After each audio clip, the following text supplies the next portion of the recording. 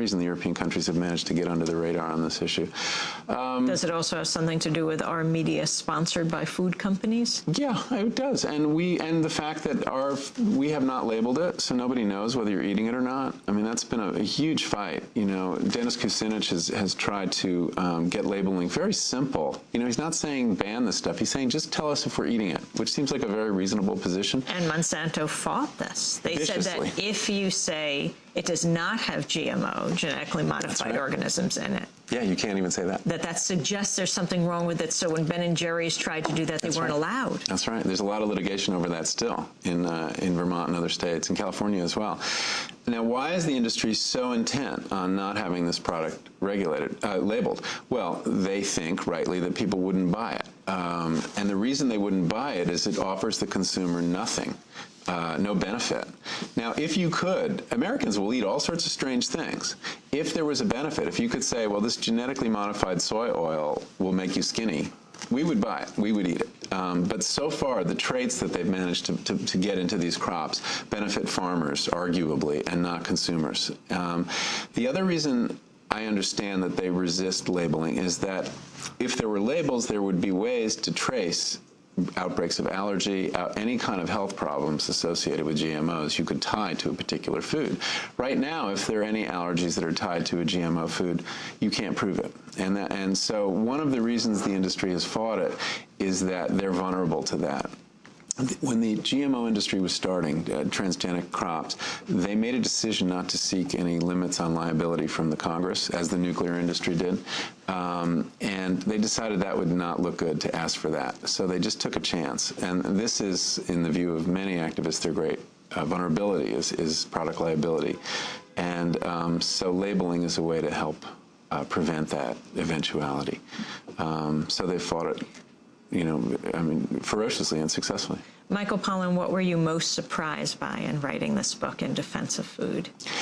I was most surprised by two things. One was that the science on nutrition that we all traffic in every day, we read these articles on the front page, we talk about antioxidants and cholesterol and all this kind of stuff, it's really sketchy. That nutritional science is still a very young science, and food is very complicated, as is the human digestive system. There's a great mystery on both ends of the food chain, and science has not yet sorted it out. Nutrition science is where surgery was in about 1650. You know, really interesting and promising, but would you want to have them operate on you yet? I don't think so. I don't think we want to change our eating decisions based on nutritional science.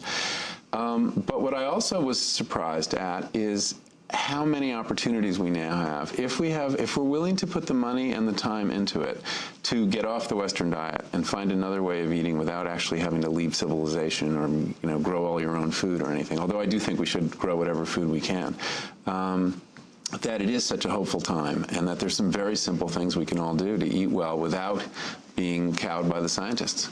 The healthiest cuisines, what do you feel they are? Well, the interesting thing is that most traditional cuisines are very healthy. That the human body has done very well on the Mediterranean diet, on the Japanese diet, on the peasant South American diet. It's really interesting how many different foods we can do well on. The one diet we seem poorly adapted to happens to be the one we're eating, the Western diet. So whatever traditional diet suits you, you like eating that way, you know, follow it. And that's a good rule of thumb. There's an enormous amount of wisdom contained in a cuisine. And, you know, we privilege scientific information and authority in this country, but of course there's cultural authority and information too. And whoever figured out that olive oil and tomatoes was a really great combination was actually, we're now learning onto something scientifically. If you want to use that nutrient vocabulary, the lycopene in the tomato, which we think is the good thing, is basically made available to your body through the olive oil. So there was a wisdom in those combinations, and you see it throughout. The whole push for hydrogenated oils. I grew up on margarine. You should never eat butter. Only margarine. I know, I did too. And that was a huge mistake. That was a Can mistake. we go back in time? Yeah, we can. Yeah, the butter, fortunately, is still here. We can't re-eat, but we can switch to one of the important... Where did it come from? Well, margarine was cheaper. Again, take a cheap raw material, which was to say they had developed these technologies for getting oil out of cottonseed and soy and all this kind of stuff. And there then was this health concern about saturated fat, the great evil. I mean, another hallmark of nutritionism is that there's always the evil nutrient and the blessed nutrient, but it's always changing. So the evil nutrient for a long time has been saturated fat, and the good nutrient was polyunsaturated fat. So people thought, well, let's take the polyunsaturated fats and we'll figure out a way to make them hard at room temperature, which involved the hydrogenation process. You basically fire hydrogen at it.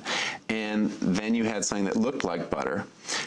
It was very controversial, though. People actually, in the late 1900s, several states passed laws saying you had to dye your butter pink, so people wouldn't be confused and would know that that's an imitation food. And then the Supreme Court, the industry got the Supreme Court to throw this out.